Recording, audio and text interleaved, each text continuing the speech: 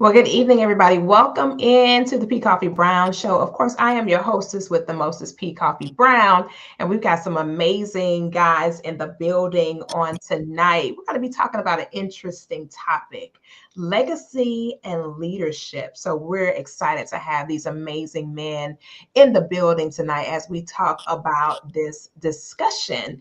And I'm excited to have one of my lifelong friends, like literally, we grew up together. Joe Talbert is in the building. He and I grew up back in Detroit, Michigan. So, a long time ago when we were tiny humans in the 70s and Yep. 80s. What's And then going we have on? John. Yes, then we got John Thompson in the building out of the Chicago area. Super excited to have him on, international best-selling author. And we've got Jason Thibodeau in the building, who has exaggerated about who he is, actor, content creator, and awesome guy. Oh my God, I'm just playing. He is all those things. No, for real, for real.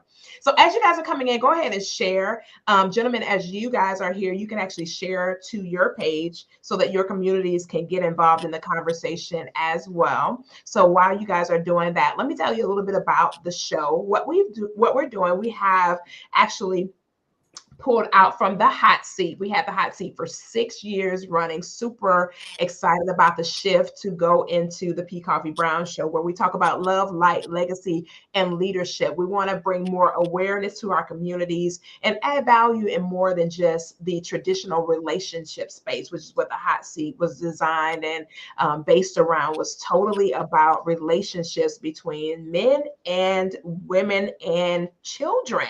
So we wanted to broaden our horizons and expand to our own show. So we're excited about that. And again, thank you guys for being in the building with us on tonight. So we're going to start with our newest member, which is Joseph Talbert Jr. So Joe, tell us a little bit about yourself and what you do and how you add value to the community.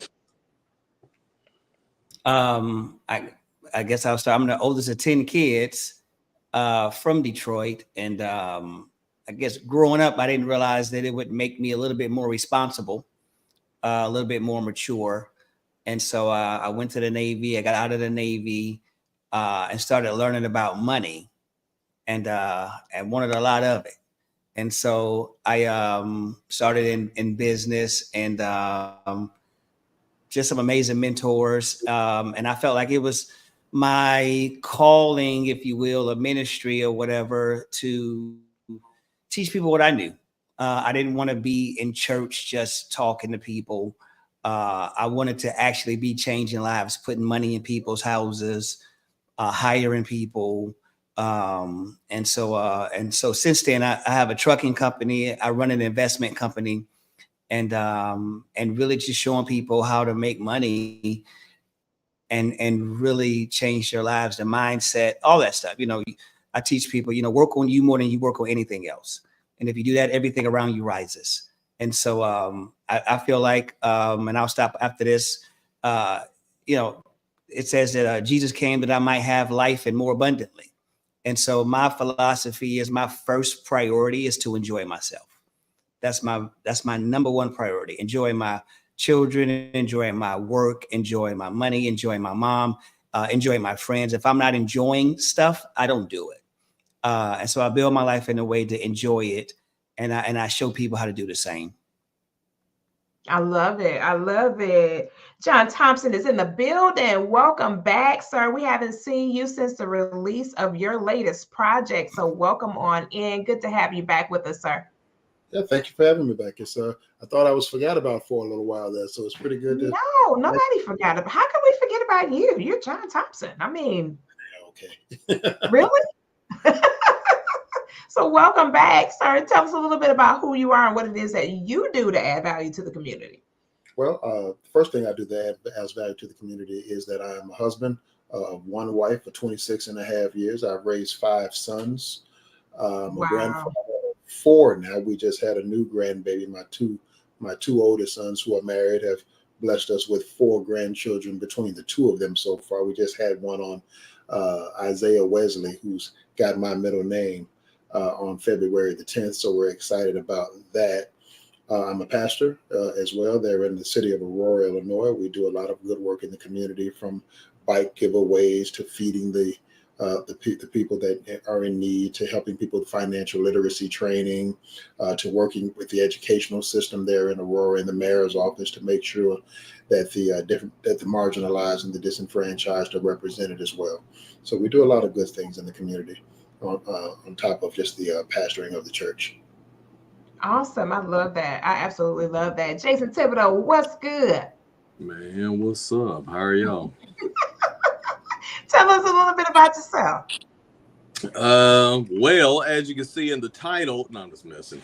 But Terrible, just actor, terrible. mentor, dad, just try to be an all-around hard worker. Used to mentor high school boys. Actually, I'm really starting to miss it more and more now. So I might be getting back into doing that more through the church, local church here in Houston, and just working on projects. Actually, just had a project come out on Tubi today, the Bayou City Murders. Go check it out. Wow, congratulations. Yeah, check out that police chief, and that holster is real, and so are those guns that I have on me. But yeah, just community outreach, man. You always got to give back. So I'm here, baby. That's what we doing. I love it. I love it. And I love what you talked about with the community. We're definitely keeping Pastor Joel and Lady Victoria in our thoughts and prayers during this unfortunate time of the incident at our church. Just devastating blow to the entire city of Houston. I can't even begin to explain it. So just keep them covered in your prayers. This is something that is really, really a terrible thing to have happen, at a local ministry. And it's crazy. So we're just keeping that young boy in prayer, that child in prayer. I forgot what gender. I'm sorry. I think it was a little boy, but I can't remember for sure. But we're keeping that child in our thoughts and prayers. I believe it was a little boy. Yes, And he's fighting for his life right now. So we're keeping him in our thoughts and prayers. And even the family of the lady that came in, we're keeping her family covered in prayer as well, because listen, she lost her life she lost her life as a result of what happened. And so that's still a loss for somebody's family. So we're keeping her family covered in our prayers and thoughts as well, for sure. So let's get right into it. Let's get right into it. Real quick, Koffe, just before you get started. Bayou City Murders is what you said, Tips? Yeah, Bayou City Murders on Tubi. Okay, good deal. I was just making sure I put it in the list here. It's on Peacock as well. I believe so, yes. Yeah, I'll be checking it out. And Amazon Prime. Yeah, most of the movies I'm in, they're either on Peacock as well or Amazon Prime. So yeah, it's about 8 of them that's out now. That's what's up. Congratulations on that. That's what's up. Y'all finished? y'all done? Y'all done? I love it. I love it here. No, but on a serious note, let's get this conversation popping. So seriously, we're talking about legacy and leadership and how important it is for a guy to position himself to be able to lead, not even just to lead a family or to lead in business, but to lead himself. So when we talk about that, we're talking about from that perspective, legacy and leadership. The first thing a guy's got to do is lead himself and lead himself well before he can add value to others. And so Joseph kind of alluded to that when he talked about being the firstborn child in such a large family and how it gave him a sense of ownership and responsibility and leadership. And I know, Jason, you actually are the only child in your family between your parents, but you still were in such a leadership role, even as a young guy before you started, moving around and doing other things in your adult life when you got to your wife and had your children and things of that nature. And I know, Pastor John, you've been leading for a very long time as well. So I want to ask you guys, and anybody can just hop in when I throw the questions out. What was the most important thing that you had to learn as a young man in order to self well? The most important thing that you had to learn as a young man to lead yourself well? Accountability, number one, which is definitely lacking a lot of times these days in adults. I had to be accountable, especially being an only child, because a lot of times if I didn't do it, it didn't get done, right? So, you know, when mama says go outside and cut the yard or wash the car or do whatever, pick up around the house, I mean, I didn't have any siblings to rely on. So I had to be accountable for making sure that I completed that task. If I did not, of course, there were consequences. You know, I am a 70s baby. So, you know, yeah, consequences were a little different back then than how things go these days, right? But I had to be accountable. I mean, I had to grow up. You know, I had to rely on myself a lot of times, and if I didn't, then things didn't get done, and that's unacceptable. I love it. John, Pastor John, I saw you unmute as well. Well, sure. One of the things that I had to learn as well as a young man, especially with a young family, was delayed gratification. Mm. That I didn't have to, that I could pay now, pay now, so that I could play later, play, as opposed to trying to play at that time when I should have been growing and building and sacrificing. Then I was able to. Now I'm actually able to live in the fruits of that now. And that really helped to set the substructure for my life and my family and for the things that we're able to do and accomplish and achieve now, because we learned the art of delayed gratification, the ability to say no to ourselves in the immediate sense so that we could actually say yes later. I love that. I love that. Joseph, I saw you unmute. Well, I'm playing with the button because I didn't know what it was till I heard you say something about This is unmuting. his first time on the show, y'all, so he getting used to these. But I love it. I love it. But for me, self-control. People don't have self-control a lot of times. So I had to learn self-control and just control yourself. Every time I got in trouble, it was somebody else's fault. It was somebody else to blame, and just realizing that I control me. It's one of the things I say to my son. I've been a single dad since he was 10 months old, and he just turned 7. And so I'll say, raise your hand. He'll put his hand up, and I say, put it down. He puts it down. I say, raise your hand again. He put it up. I said, now who is in control of your hand? He'll say, me. I said, exactly. You control yourself. Nobody ever is to blame for the actions that you have that are coming out of you. So for me, that was really difficult when I was young to get that, because it was just so easy to blame somebody else. And in my mind, I was right. It wasn't my fault. But learning the difference between fault and responsibility just leads to self-control. Ooh, that's good. That's good. Fault and responsibility. Unpack that some more. Don't you went on mute after that. That was a lot. Go ahead and unpack that some more. Fault and responsibility. Yes, that was good. Responsibility. Somebody Earl Nightingale said it way back in the day. I don't know if you guys know who Earl Nightingale is. Of course we do. He said, okay, for sure. Able to respond, response able. And so Yes. I remember one time there was a big puddle of milk in the kitchen by the refrigerator. There's 10 kids in my house. And so I went and I made my cereal. And my dad came in the kitchen and he said, hey, did you make that mess? Like, how could you get your cereal, make that mess and leave that mess on the floor? I said, I didn't do that. I didn't make that mess. He said, so that means you stepped over a big puddle of milk to get to the refrigerator, make your cereal and go sit down. He said, I know it wasn't your fault that it's there, but you couldn't be responsible for cleaning it up or accept responsibility.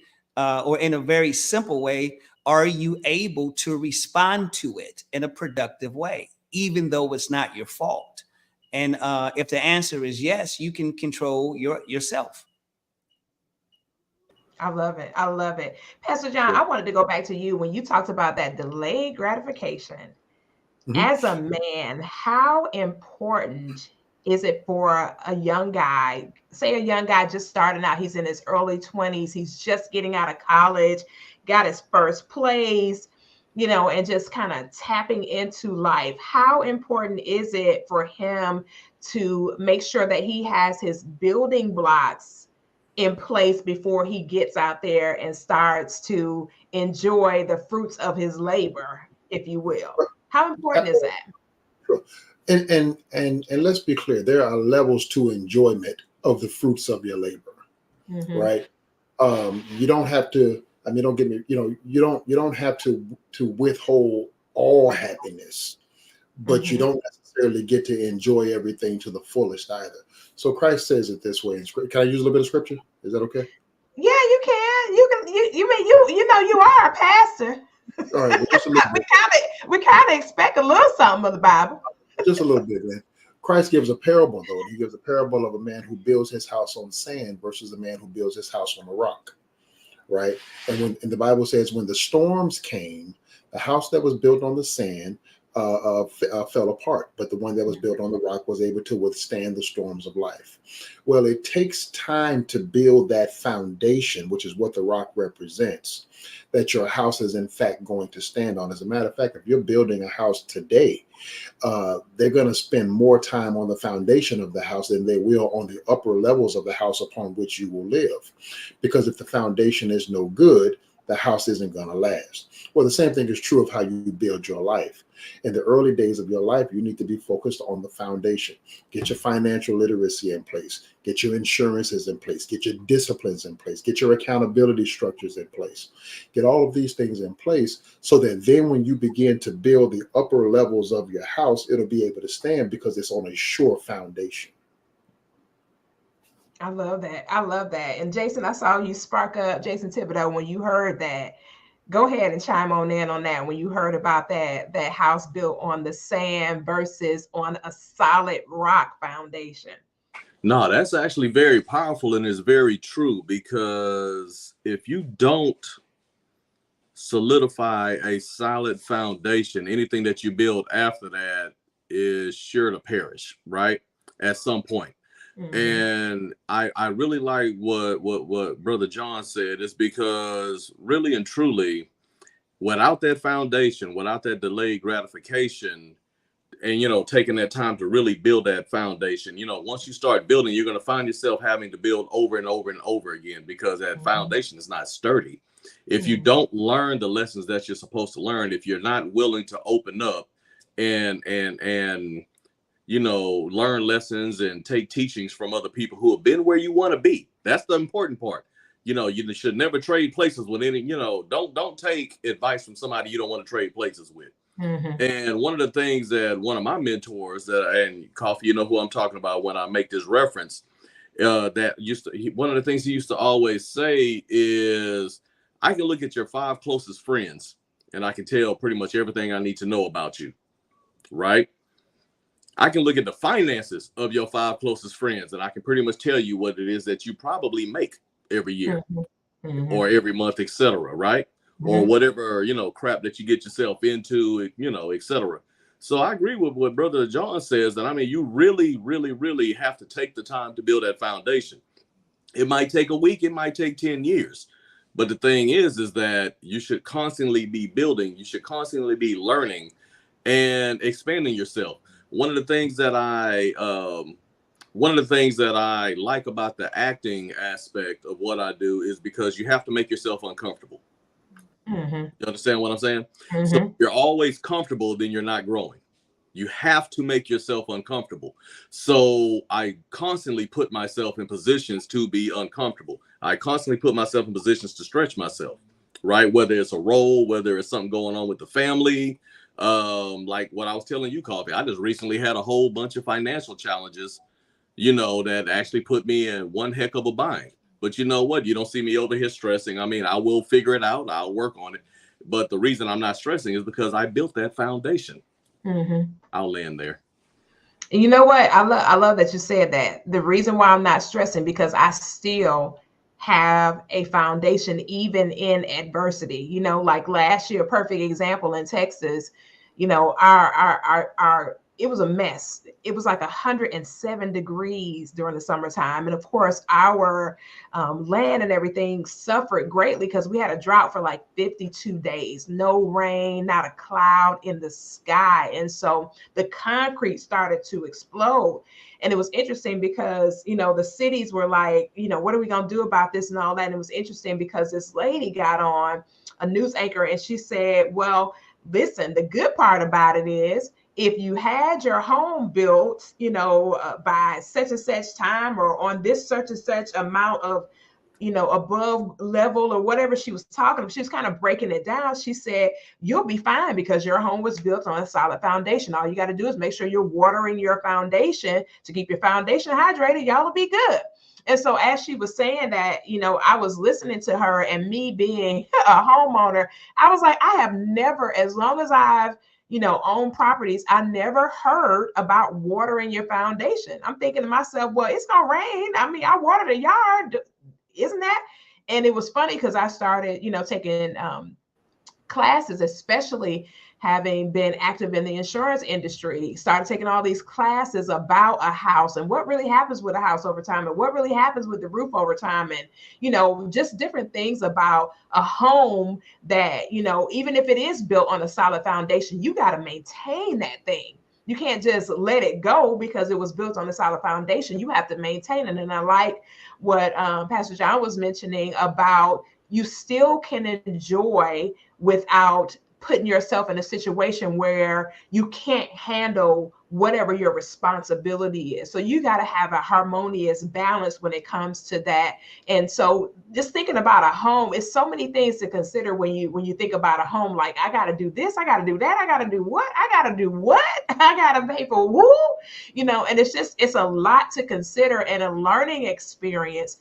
Even with the house built on a solid foundation, you got to still water it. You still got to make sure that even when you water it, you got to make sure the water is the right temperature at the right time for the right reason and for the right length of time. There's so many different variables that come into that, even after there has been a foundation built. So after your foundation is built, you've established and things like that. Let's talk more about the legacy concept of thinking. When it comes to legacy, what is your first thought that comes to your mind? I'm going to start with you, Joe. What's the first thing that comes to your mind when you think about the word legacy?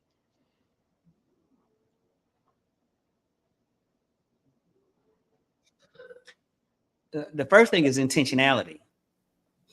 You, I know that you have to be intentional. A lot of people are not intentional about legacy at all.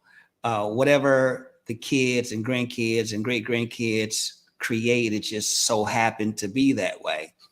I already I have 4 boys, and I daydream about the day that they're sitting at my feet with their wives and their children and their grandchildren. Like, I see it in my mind. I think about it all the time, and the way I deal with them is with that in mind. I take Joshua, that's my baby boy, everywhere I go. He sees me speak. He knows about businesses. He's inside of all of the semi trucks that I buy. He knows about the employees. When I go do seminars or preach at a church, I make sure I find the time to put him on stage with me and let him just say hello or something to get him out of his comfort zone. I'm consciously thinking that I have to create something that goes beyond me in these guys.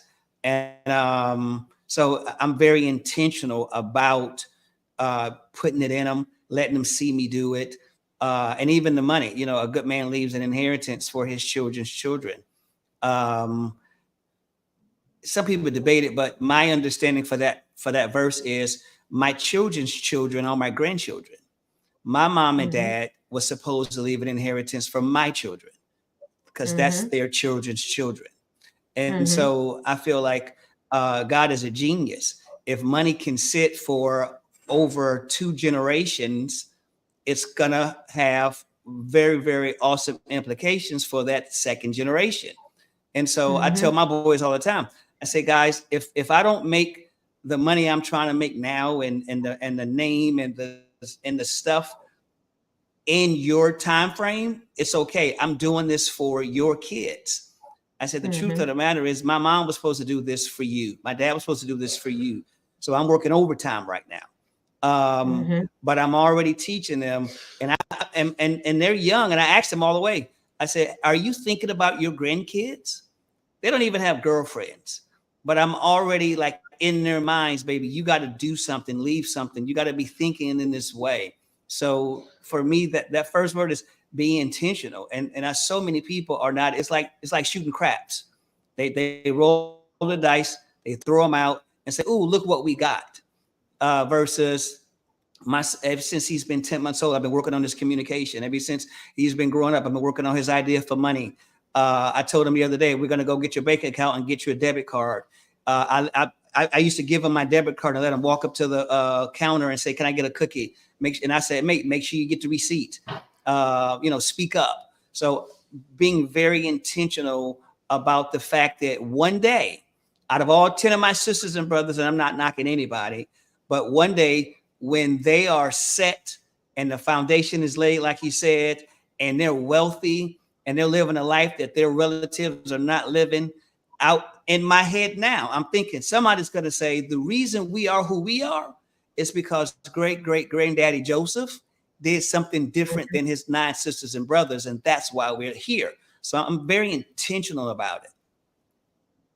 I love it. I love it. Intentional. So, Jason, what do you think about the first word that comes to your mind when you think about the word legacy? Information. And the reason being is because, wow, Brother Joe was over there talking. All I could think about was how information used to be spread. And what I mean by that is I remember having conversations with my great-grandparents and my grandparents, and that's how information was disseminated, in our culture, especially from, as we would pass down information. Now we have a lot of stuff that's in books. Remember, back in the day, not everybody could read, so basically everything was word of mouth. Now we have things being documented, but is that information being shared, or are we hooked on TikTok and all of these other social medias, and that information isn't getting out? One of the things I love that the brother just said is he's working with his kids and he's already thinking about his grandkids, right? So he's already making sure that the information that he's received, that he's actually pushing into them. And all I could think about was my mother being the strong woman that she is. Unfortunately, my kids didn't get a chance to meet my father before he passed. And one of the things I think about, especially when I was just listening to him, is my oldest daughter's in college and I watch how she moves. And I'm thinking about my mom and I'm like, that's you. That's what you left behind. That's part of your legacy. That's the things that you instilled in her. Now, me being a man, of course, I instilled that manly aspect of what to look out for, how to judge character, etc. But watching her become that young lady, that's my mother. That's her mother. You know what I mean? That's my wife. That's teaching them that. And all I can think about is whenever they, my daughters actually have their own kids, I'm hoping that my mom is still around so I can say, watch this. Now, watching what you did. Now let's see what let's see how we keep this going. But a lot of it is information. We got to make sure that we're still talking to these kids and stuff and not letting them and relatives, etc., our community, and not letting them just play on their phones and everything else and not actually receive information that they can pass on. I love that. It makes me think about when my children were younger. It's so funny, especially having worked in the public school sector. People used to ask me all the time, well, parents used to say, well, what do you think about my son, little Johnny, having a phone and he's second grade? I said, do you want me to tell you what you want to hear, or you want me to tell you what what I understand about all this technology stuff? No. Tell me what I said. I'm not going to tell you what I think. I'm going to tell you what I know. It's killing them quickly. Their attention span is in the toilet. They're not even able to communicate effectively when we're trying to have a conversation. If I give, a classroom full of children a book, a lot of them cannot even communicate the information in a basic book, not even something complex, but they want to get on their phone and they want to just get on there and do all these fast bursts of energy going through their little brains. And it's causing them not to have a long enough attention span to be able to even, communicate or have an effective conversation or have a healthy dialogue with another human being. They're trapped inside of this false reality. Somebody made a comment to me the other day. A parent was like, oh, we just got into AI. I said, no, ma'am, the World Wide Web is AI. We've been in AI for many, many years. It's just revolutionized over time, like everything else has revolutionized over time. Like we're not outside getting water from a well to come into the house and take a bath. I said it's the same concept. It's just a different time frame. So you're looking at it from that perspective. No, man, we've been in AI since the World Wide Web became the World Wide Web. So the moment that we got on those computers and started pulling up information without somebody physically telling us the information, we were in AI. So it's just revolutionized over time. That's all it is. And the smartphones, everything else, all this other stuff. When we got phones, all of that is artificial intelligence. It's just not a human person in your face giving you the information. And so I was telling them, I said, hey, I would strongly recommend that you lay off of that technology with your young children. Allow their brain to develop in a natural way. Give them books, put books in their hands, allow them to learn how to read outside of a tablet, outside of a computer. Let them read books, sit down and read to them, put information inside of their minds directly from publications, sit down, communicate, talk to them, have conversations with them, like the two of you were talking about, and also Pastor John. Sit and talk with your children, have dinner with them, sit around a table and have dinner with them, help them, let them come in the kitchen and help prepare the meals, let them learn how to read a recipe, let them understand measurements while they're younger, and so on and so forth. There's so many things that we're missing now in the time that we live in. And like you said, with the information, it's like it's so much information coming at them that it's hard for them to decipher what is real and what is not real. And that's the biggest challenge that a lot of children are having now. You know, I came across this one little girl. She really, really touched me. I still can see this little child in my imagination. She was just acting out. I'm like, what is going on with this little girl? And as I began to watch her, I learned that the child could not read, but they kept pushing her through the system. And finally, they said to me, you know, we only can retain a child twice in their whole educational career. So they kept pushing her because she's too young for them to keep holding her back at that age. I said, but pushing her is not giving her any kind of foundation, like Pastor John talked about a while ago. She has no foundation whatsoever. There's nothing for this child to build on. What is going to happen when she gets a little bit older? So I love what the two of you shared so far. But Pastor John, I want to go over to you. I'm telling you, this information technology and all the stuff that we're in, it's a blessing and it's a curse at the same time. We've got to learn how to balance that thing out. So Pastor John, what is the first thing that comes to your mind when you think about that word? What is the first thing that comes to your mind when you think about legacy? Well, and I appreciate absolutely what Jason and Joseph have said with intentionality and information. I actually had two words that came to my mind immediately, and they kind of go into what you were talking about. The first one is character, because what has happened is our technological advancement has exceeded our character development. And because our access to technology has exceeded our character, it's like giving the keys to a car to a 10-year-old. He can't handle it. And so we have all this information, and we have all this access, not just information. We have all this access to information without the character to know how to manage it. So that's an issue that we have there. But then the other word that came to my mind really quickly was influence.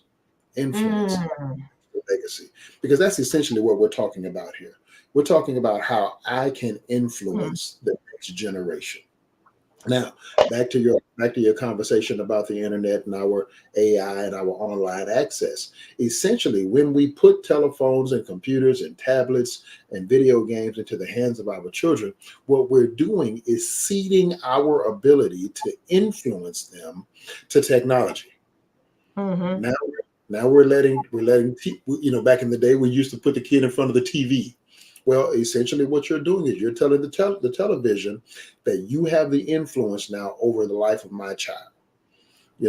And so as it relates to legacy, we have to consider the character. We can't just consider the monetary side of it, because you can give a lot of money to a wicked person So we have to make sure that we're developing the character of the person, and we have to do that by maintaining our position of influence in their lives to lead them into a godly direction. I love that. I love that. Influence, information, and intentionality. Y'all, listen, I done got a couple book titles since I've been listening to y'all. I just wrote some things down. Hey, Koffe, can I chime in? Yes, sir. Go ahead. Jump right on Yeah, in. yeah, because one of the things, Yes, it's so and good. Lord knows that my little so-called self-proclaimed ADD started acting up, so I made sure I wrote it down. The things that I wrote down is not as a people, but as people, we have to stop allowing ourselves to just solely be entertained, going along with what John is talking about, especially with kids, but even as adults, we have allowed ourselves to become a culture of people who want to be entertained, right? So we're not necessarily learning and using our imagination as we used to. We even find ourselves as adults. We come home, we're tired, we go plop down in front of the TV, turn on our best shows, put our kids in front of, let them have the phone, the tablet, or a TV or whatnot, and we're allowing ourselves to be entertained. Where's the building of, I think he said, of the character and, the use of the imagination that we used to have back in the day? Think about it. Our toys back in the day didn't make noise. We made the noise. We pushed the cars around. Then, like in the late 80s, early 90s, and everything else, you couldn't find a toy that didn't make noise. True. Right? We allowed that to continue on. And we keep allowing that to continue on. So if you want to build legacy, then we need to communicate. We need to like John was saying, we need to make sure we're building that character. We need to make sure that we are actually teaching our kids, as Joe was saying. And, we need to stop allowing the powers that be to create these cultures where we're not growing like we should. And what I mean by that is, if you really think about it, think about how much information we have at our fingertips now compared to 5-10 years ago. So now we have all this information, and to the elites and to the people who don't want us to have this information, that's dangerous. So how do you move the people in the way that you want to move them now? That's the reason why you have apps like TikTok and stuff. I love TikTok. You can actually get some really good information off of there. But one of the things I also notice is that most people that get on TikTok, they just want to be funny. They just want to entertain. They want to get some type of clout. They want to, get whatever little piece of information out there. But as the other two gentlemen said, this is short spurts. These are short spurts of things. So not only are you getting some information and some redirection at times, but it's also training you to not have any form of attention span. One of the things I would tell my daughters when they had school projects is, you know what, you can find a lot of stuff on Google. You know where you can also find a lot of stuff? In those encyclopedias I have in that bookshelf right there in the other room. I was like, think about it. If all of your friends are getting their information from Google, would it not behoove you to open up an encyclopedia, actually research and read some things? And one of the reasons why I was pushing them towards encyclopedias, because that's already written down. That's text, right? One of the things that I have been doing over probably the last 10, 15, 20 years is I stopped downloading books on tablets and computers, because if you read the fine print at any given time that they want to, they can click a button and that information that you bought and you purchased, whether it's a movie, text, whatever, they can make disappear. But once it's actually printed and you have it on your bookshelf, there's nothing they can really do about that. That is actually a printed document, and all they can do is in the next edition change the information, but you still have that information. Now, you know what? It's funny you said that. I'm gonna lean into to Pastor John. There's a book that Napoleon Hill did called The Laws of Success in 16 Lessons Complete. And it's so crazy because I've sent so many people to go get that book, and it's not the one that I got. Like the one that I got in print, it's old and the pages are all crazy looking and everything. And it's so funny because when I send people now, they like that's not in that book. I was like, yeah, it is. And the book is so powerful. I'm gonna, as soon as I kind of get on the other side of this master's program, I'm gonna start digging back into that book. But it's got so much legacy information in it about, what happened with our forefathers who built these incredible businesses off pennies and became billionaires. And they understood, I don't need $1,500 from every person. I need 1 penny from a billion people. If I get a penny from a billion people, I'll have $1 billion. And so just the fundamentals and the foundations that he talks about, the things like Henry Ford, and all of the information about Henry Ford is in. It's a lot of information about Henry Ford in there, and about how the group of people around him, like you were talking about earlier, Jason, the people that were around him were the real brains behind him building that freaking empire. It was not him. It was the people that were around him that helped him to really build that magnificent empire. Because he was like, I'm going to be the dumbest person here. But if I push this button, this scientist is going to come in here. This person's going to come in here. This person's going to come in here. I can get this information from this person. And then somebody mentioned Earl Nightingale earlier. The reason why we're doing what we're doing right now is because of Earl Nightingale. He was a voice before any of us started talking. He was the biggest radio personality that there has ever been. Nobody has topped him as far as that voice is concerned, and so a lot of things that we're doing now, and a lot of us don't even really think about it, is it came from somebody else that came before us for us to be able to have the access that we have, and to have the ability that we have to do the things that we do. So I love what you said about getting the books in print. And that's another thing that I do. I will listen to audio books because I learn better that way. However, if it's a book that I'm really captivated by, I will go ahead and purchase that book to add it to my library, because like you said, once it's in print, they can't do anything with it but get frustrated because you got all these books in print. Yeah. And like the one I just said about the Napoleon Hill book, I refuse to let that thing get out of my sight, because I know how valuable it is in print. Hey, one of the things real quick that I thought was very interesting that I found out over this past week is that Walt Disney as a company purchased the rights to the NIV Bible. I'm saying that. And one of the things that people have already started to notice is that they're pulling scriptures out. They're pulling out verses here and there, in text. And think about it. How do you purchase the right to a Bible? Well, something to think about, right? Definitely something to think about. I'm sure, John, hey, because you got the money for it. You got the money to do it. That's legacy production. Even if it's for the negative, even if it's for negative, it's still legacy. Correct. And that's a great little point that Jason just brought up about Disney with purchasing the rights to the NIV, because the question doesn't become how do you do it, but the question becomes why would you do it? Right, exactly. The why you would do it is what's most important, because obviously there's information that you want to have access to that you want to limit other people's access to. That's why you want to be able. But Jason said something else when he was talking as well that triggered something in my head that was so awesome as it relates to how we deal with and teach our children. Many of us came from poor backgrounds. We were poor and all of these kinds of things. And one of the things that we purposed to do once we came of age and got a couple of nickels in our pockets was that we were going to make sure that we gave our children the things that we didn't have access to. Oh boy! And that's a noble venture. However, what we didn't do was while we were giving them the things we didn't have access to, we neglected to give them the things that we do have access to. Right. Like, and Jason was talking, what triggered it was when he was talking about the playing outside and the creativity and you make the noise and all of those kinds of things that we had to think outside the box, which made us smarter. And this generation of males is the first generation of males in the history of the world that will be not as intelligent as their fathers.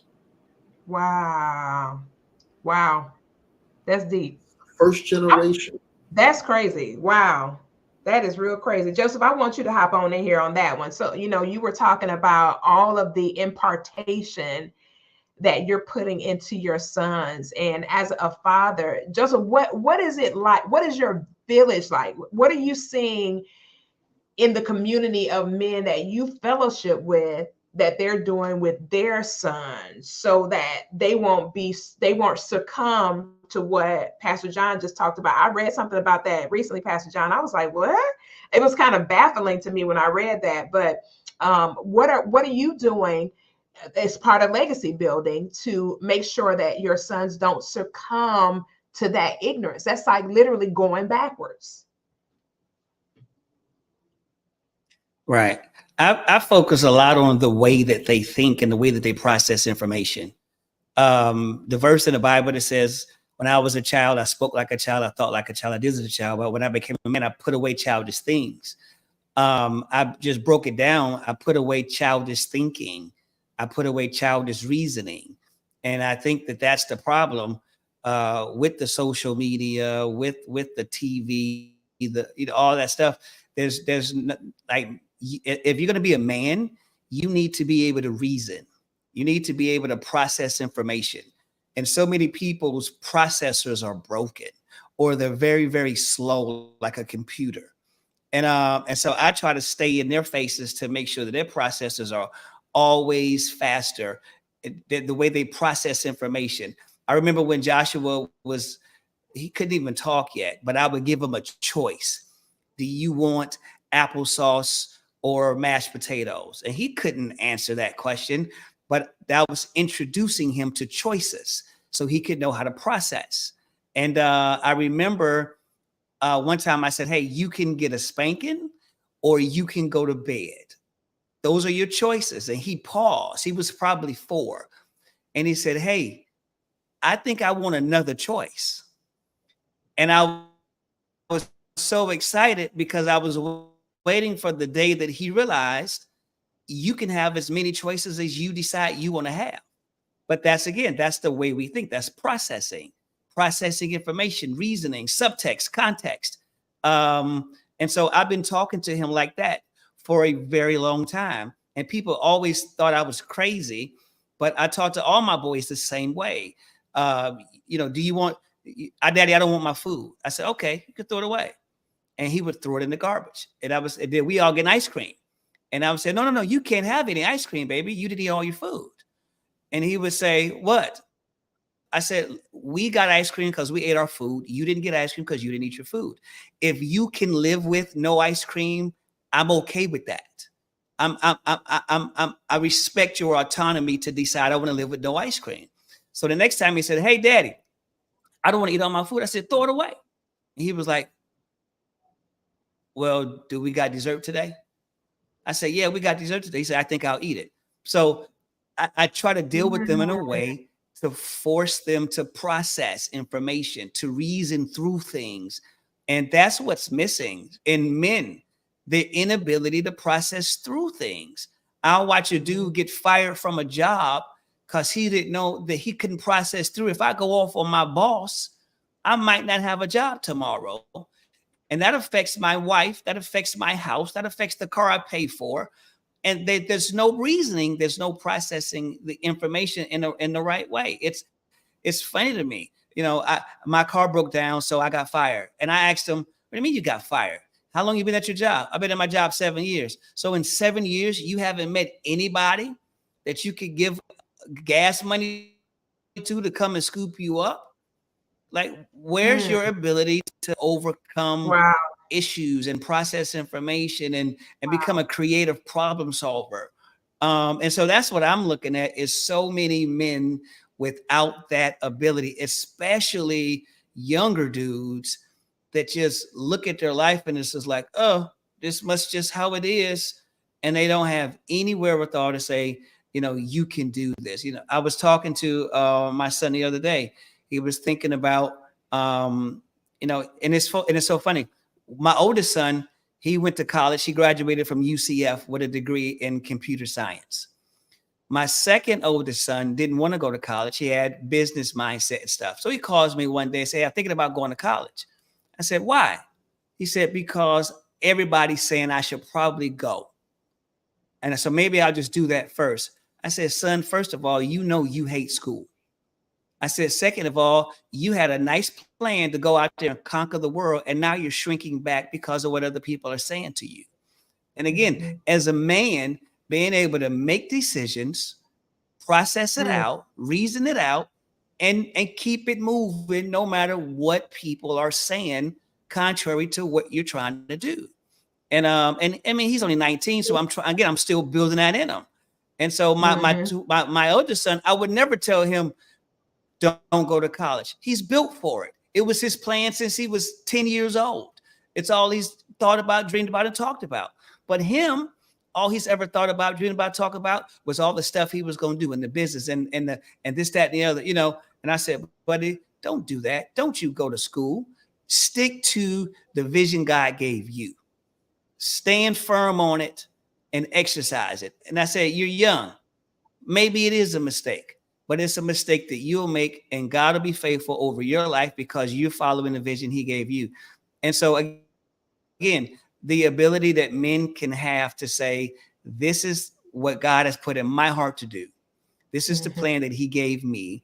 I'm processing it. It's not willy-nilly. I'm not running across the street without looking both ways. It's thought out. It's planned out, and I'm going to do it. And I think that's what's missing in so many men's lives now, is the ability to just have good reasoning. You can't talk to your wife like that, bro, and your marriage thrive. Like, that didn't come to your mind. You can't be messing with women and like where's your ability to say, this is probably what I should not be doing? But you know, Pastor was saying, I think we live in a world too with all of this technology stuff and all of this online, is this idea of your truth. I get so sick of people talking about their truth. I'm like, what about the truth? Because if it's my truth, I can frame my truth any kind of way I need it to look, to do what I want to do and not make good decisions. But the truth is, brother, you can't talk to your wife like that and grow something. You can't neglect your kids and think you're just going to throw money at it and have a great relationship. Well, that's not my truth. But it's the truth. Give it 15, 20 years and watch how you're not in a good relationship with this kid. So anyways, it's that, man. I look for men who are good with their children.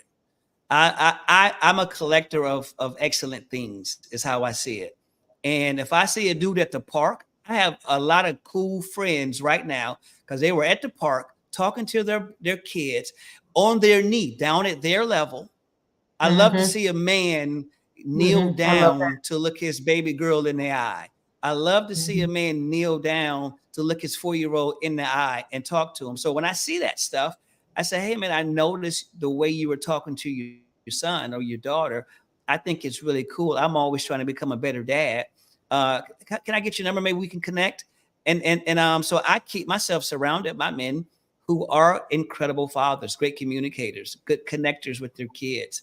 And it keeps me going. So like you said, you know, if you look at me and some of the men I'm around and see how we deal with our children, you can look at our successes and the 5 people I hang out with. It's the same. Like I don't play around with the men, especially that I get with. I can't be around no whack dudes. I can't be around no soft dudes.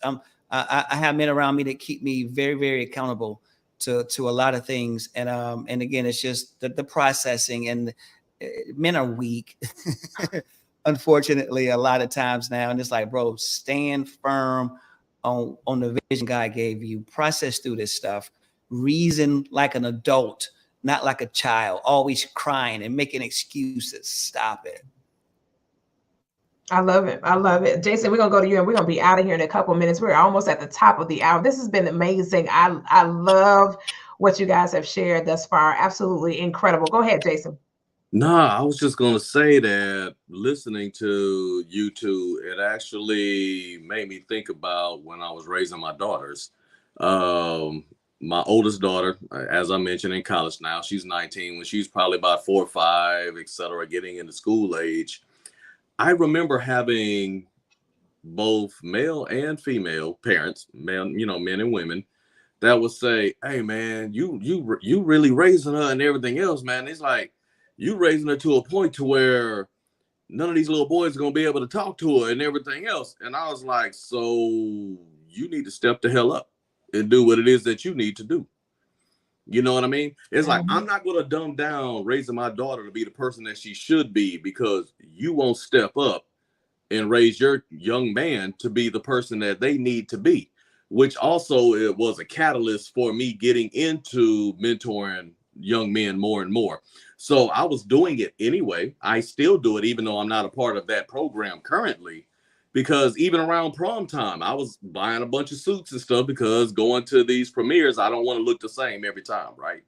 I want to make sure I'm sharp. I want to make sure I'm presentable. And I would see these young men in there with most of them with their moms, you know, trying to pick out suits and everything else. And I would stop doing what I was doing, even though I had my wife and kids in there. And I'm walking over there and I'm like, hold that suit up. You know, I'm making sure it fits right. I'm making sure they have a tie that matches and everything else. Don't know these kids, you know, to save their life, but I see they're in there trying to do something. And I'm like, hey, whether your dad is here or not, or whether your mom knows what she's looking at or not, you see me in here trying on suits and you see my posture. And it's funny that 100% of every time I have ever done that, even if they was with their dad, they were receptive. And that basically means that when you're walking like you're supposed to walk, people will respond. And what we need is to help build this legacy and to keep continuing on with our building of our culture, is that we need more people who aren't afraid to approach people and say, hey, let me help you real quick. You know what I mean? I'm loving what these brothers are talking about and how they're talking about how they approach other men, because what I've also noticed as a part of culture, not just our culture, is that especially with men, we can't take anybody giving us praise. We have a really hard time these days allowing somebody to edify us. Hey, like this brother said, he walked up to someone in the park because he realized how this man was talking to his kid. I love seeing that. And I also love to let them know, hey, dude, I see you. But it's amazing how at times a lot of these guys get offended and be like, what you trying to say, brother? Hey, man, I ain't trying to hit on you. All I'm saying is I was over there. I noticed what you just did, and I'm praising you. Good job, brother. And I'll walk off. But I've noticed so many people these days cannot take edification from someone else, even when they're doing the right thing. We got to work on that. Wow. Wow. I love it. I love it. We are already at the top of the hour. This is amazing. So excited to have these guys in the building on tonight. We've got to get them back, guys. We've got to get them back on the show again for another round of this conversation, possibly in a few weeks. But guys, thank you so much for being a part of the show tonight. We're talking about legacy and leadership. If you missed the segment, you will definitely be able to catch the replay and hear what these amazing men had to say about legacy and leadership. Jason Thibodeau, John Thompson, and Joseph Talbert, thank you so much for being a part of the show tonight. At the end of the segment, they're going to put their contact information inside of the chat on Facebook for you guys to be able to connect with them directly and follow them on their platform and see what it is that they are doing and what they are up to and how they are continuously adding value to lives all over the globe. So tune in, tap in with us on the next edition of the P. Koffe Brown Show. We're so excited to have had you here in the audience. Grace and peace. And we'll see you guys again on our next edition of the show. Good night, everybody.